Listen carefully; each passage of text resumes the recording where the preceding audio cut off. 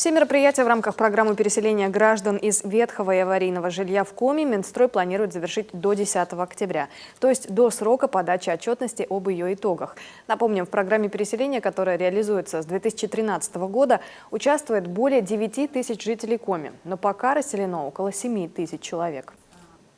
Первые 2 года она была реализована порядка 5%.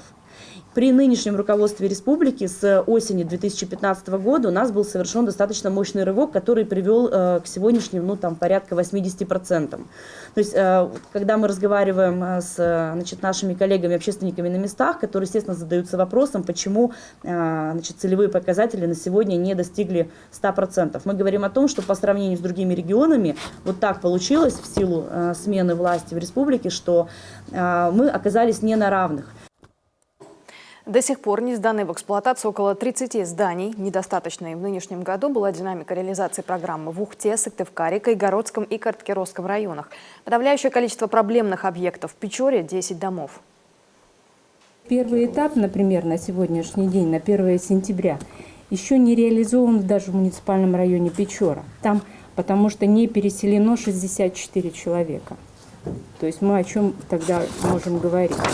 Второй этап.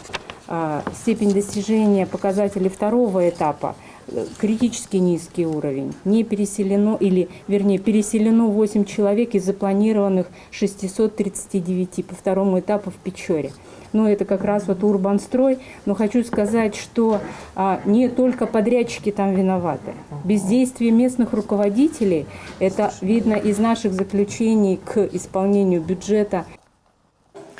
Кроме того, в прошлом году в республике была создана специальная комиссия для выявления недочетов в домах для переселенцев.